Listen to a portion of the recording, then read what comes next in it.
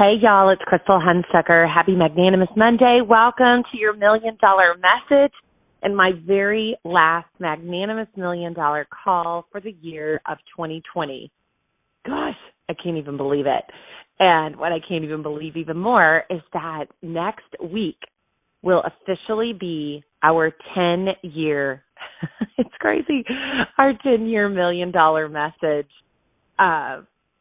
anniversary. I mean, just absolutely crazy. You know, it's been an extremely busy holiday here in McKinney, Texas, and feeling just overwhelmed with so many blessings. And just we did have such a blessed season. And just to be completely vulnerable and honest, I just feel so blessed to live in Texas, where we were one of the only churches who did our Christmas program this year. And did the, candlelight Christmas Eve service and is having live services. And I just feel so grateful in this season. So for those of you who did not get to do anything like that, I so hope that you were able to bring some of that into your home. Thank the Lord for internet and just all the things that we get to have with technology. It's just, even in this season, we're just so grateful for that. And so as I do my very last message of December of 2020, I just have to share some things that I heard at church today that were just so powerful and so awesome. And I hope it shapes your heart and gets your thinking going on, how we can be better and how we can think better. And so I just, want to kind of jump into that. And one of the things that was talked about, and P.S., let me backtrack. P.S., I have to brag on myself because for the last 3 days, 2 out of 3 days, yes, friends, I got to take a nap. Oh, my gosh. Today, this Sunday afternoon, when I record, I laid down this afternoon and I thought, I'm just going to lay down for 30 minutes. I'm going to start picking up Christmas decor.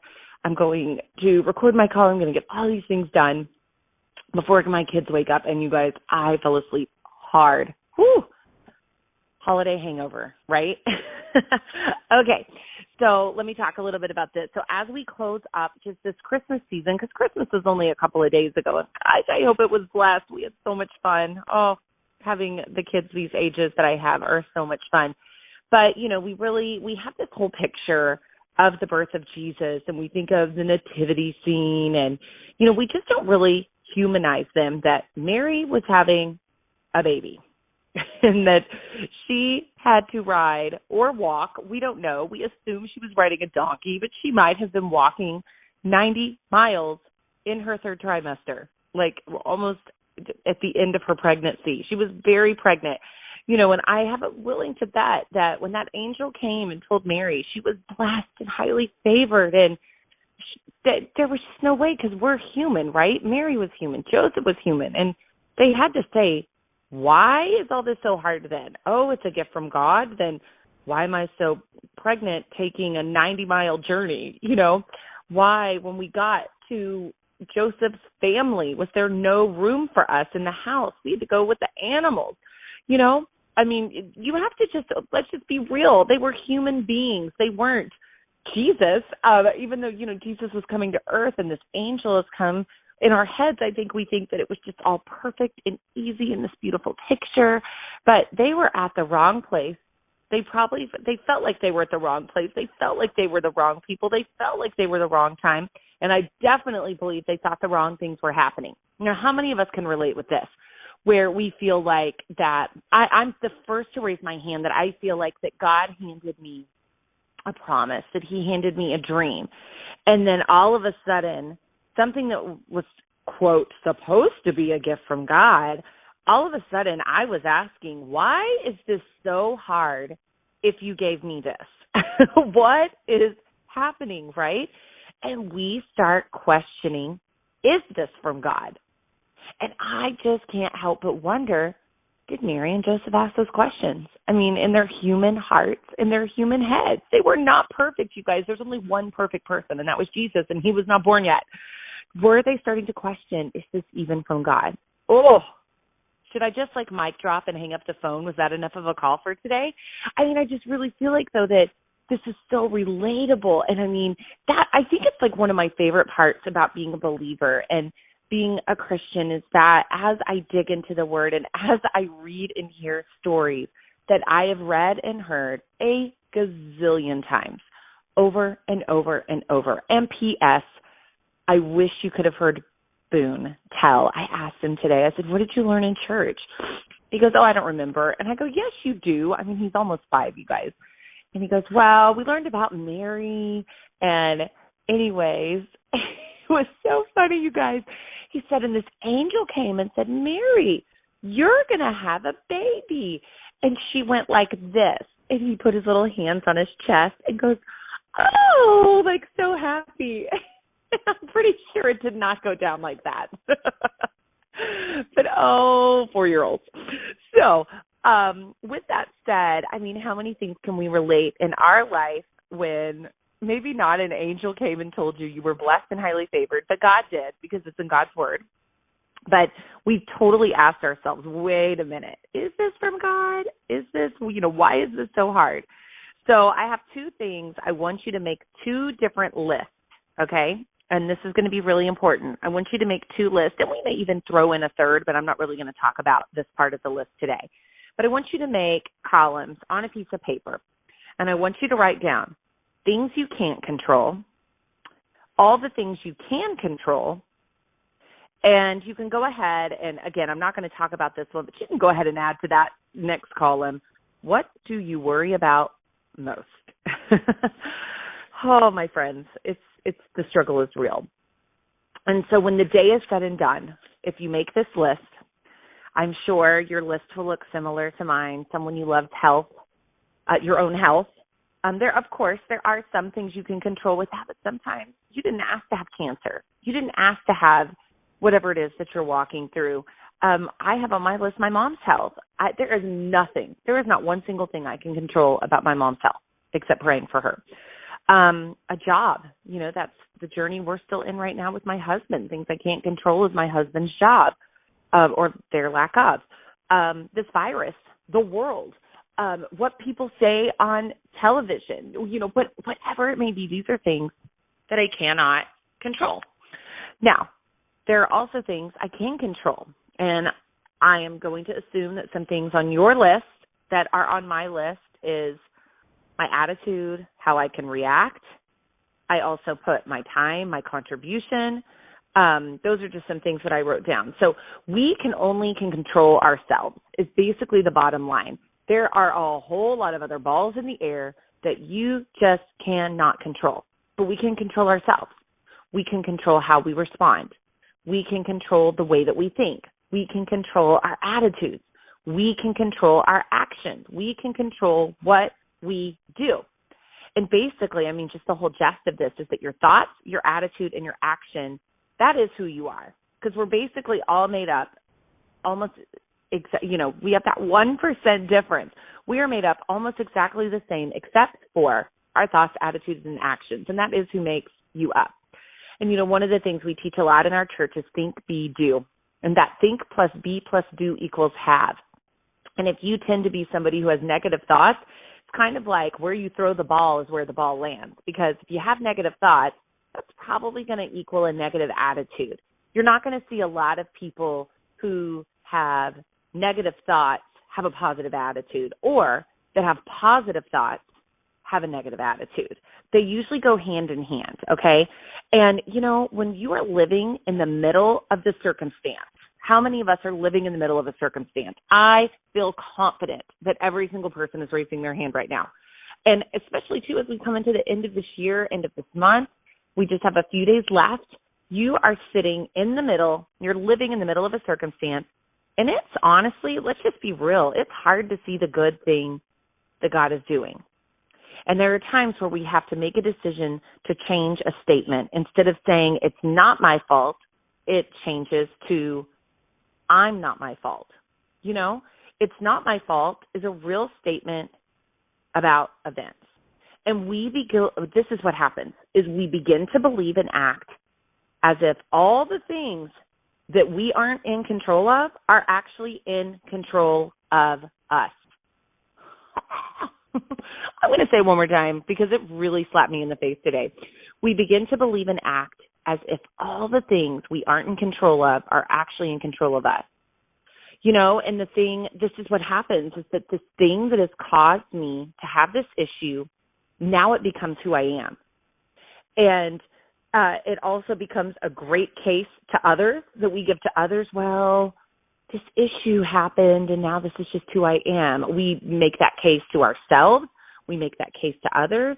And the bottom line is that what makes you special, what made Jesus special when he was born, how about this? What made Jesus special when he was born was not the circumstances, not the dirty barn, not the unwed mother, not that an angel came and placed him in Mary, not the circumstances around his birth, but who he is. And there is only one way to happiness, and that is to cease the worrying about things that are beyond the power of our will. And I just feel like that we have got to give up, hand over, and totally give a full-fledged surrender to the things that are beyond the power of our will. All you can do is what you can do.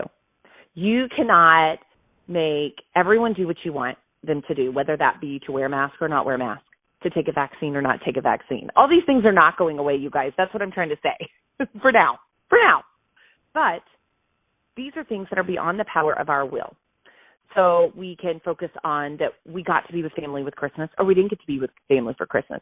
The ones that did get to be with family, was it stressful? The ones that didn't get to be, were you sad? I mean, these are real life things that we can literally go back and say, this thing has caused me to have this issue, and now it's just who I am. All that matters is what you can control. And there was one thing that God always asked us to do, and it sounds so simple, but it is so hard because we are human beings, and that is to love your neighbor as yourself. And that's hard, you guys, because people are annoying. Can I just be honest? Can I just be real? If you are working to finish a goal this December in 2020, there are going to be people that you will not love. But yet God keeps asking us, the one simple thing is to love our neighbor as ourselves. So the way that you can do this, though, is start working on your own thinking. Thoughts, the way you think, your thoughts, they all affect your attitude and how you react, okay? And there is even a scripture in the Bible that's basically, hey, I know what to do, but I just keep not doing it. I mean, these are people back that were around when Jesus was walking the earth, and they're even saying it, that like, I know what to do, I just can't do it. I just keep making the wrong decision. I keep making the wrong. Anybody relate with this? So how should I think about this? What should I do? And here's the thing, you guys. This is the best part. This is the best part, okay? All bad things will come to an end. They will. I promise you. These things will come to an end. But what happens a lot of times for a lot of people is that we create lifelong issues with a temporary circumstance. How many people do you think right now that live in 2020, right now, that are taking this temporary circumstance that's bad, that all these different things are happening in the world, but they're going to turn it into a lifelong issue? For example, just a simple one is a bad friendship, that you had a friendship, it ended ugly, you got really hurt, and so now you just don't have friends. You don't have friendships like that because you're not going to get hurt like that again. You have created a lifelong issue with a temporary circumstance. Not all friendships will be like that. What could you fill in that sentence? What could you fill into that circumstance that maybe has made you hold on to something that is holding you back, that's holding you back just to be a positive person, that's holding you back from reacting the right way, that's holding you back from even being able to reach a goal and marry Kay because you're holding on to a lifelong issue that was in temporary circumstance. We get to decide how we react. It doesn't have to affect you forever. It doesn't have to affect me forever. So Theodore Roosevelt always said, do what you can with what you have, where you are. So I ask you today, friends, what are you doing with what you've got? Because that's all you've got for the next few days to finish December. And the serenity prayer, so beautifully written. God, grant me the serenity to accept the things I cannot change, courage to change the things I can, and wisdom to know the difference. And do you know what serenity means? It's a state of being calm, peaceful, and untroubled. We needed some serenity in 2020, right? So stop letting things you are not in control of control you. One of my favorite verses in the Bible is that God did not give you a spirit of fear, but of power, love, and of sound mind. We have power. Do you know that? We have power. We have power to love. We have power to control ourselves. We have power to have emotional management. Can I get an amen? I can control myself, and so can you. Things are going to work out because Jesus came as the plan of God. And even though it came to, can you imagine, you guys? I mean, the pointing fingers, Mary's pregnant. I mean, all these things, it is so perfect because it is life, you guys. I mean, how many of us have caught ourselves pointing fingers at others and having that judgmental heart in whatever it may be? And Jesus is God's plan. And so we don't have to have issues. It's not a requirement. Haven't you ever heard there's that song, I got issues. I can't sing it. She has this cute little voice. It's like really high. But you don't have to have issues. I know that a lot of us feel like that we live in a world that it is required to have issues. It's not. You don't have to have them. It's not a requirement to live. I'm just telling you. And you know what? When Jesus came, he totally interrupted the world. And to live from that is that all things work together for good for those who love the Lord. So I'm not saying in the next few days in the end of December for your business, just sit and just be like, all good things work together for me because I love God. No, you got to work. you got to do your part. But he can interrupt what's happening in your own world if you choose to step beyond it and focus on the things you can control, not the things that you can't. And the last thing that I want to share with you is we can complain about what we can't do with all the things we don't have while we're in the wrong place, or we can do what we can with what we have, where we are, and just let God take care of the rest. Woo! Trust in the plan, my friends. Let go of the things you cannot control. Let go of issues. Let's just stop being people with issues. Can we? Stuff's going to happen. You got to deal with it. You got to go, but we don't have to live with issues. And be the kind of people to decide that we are not going to be the kind of people that create lifelong issues with temporary circumstances. I will not be changed for the worse from 2020. I will be changed for the better. I have learned more this year in different areas of my life than I've learned ever in my entire life. And so that's an attitude, you guys. That's a positive attitude. And sometimes we just got to surrender those things. So as we walk into 2020, and I hope you are praying and coming up with what your word for the year is going to be. I'm very torn.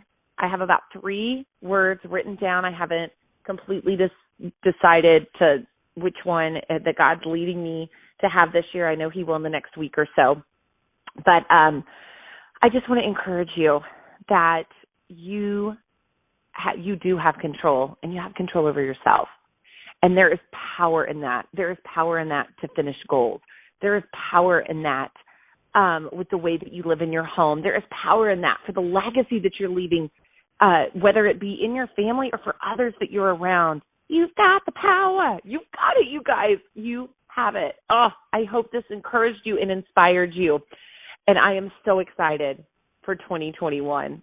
And I do have to laugh. I saw the funniest meme ever that was like, is anyone else troubled that next year's name is 2021, WON? 2021. All right, you guys, let me bless you as we end this call. The last blessing of 2020 as we walk into the $1 Million Message 10-year anniversary. We're just going to celebrate big this next month. May the Lord bless you and keep you. May he make his face to shine upon you. May you know that if God is for you, who can be against you? With God on your side, whom shall you fear? May you be like a tree that is planted by rivers of living water, that your leaf will not wither, and whatsoever you do, say it with me, it shall prosper. Love you guys. Happy Magnanimous Monday. End of the year, end of December. Let's do it. Bye.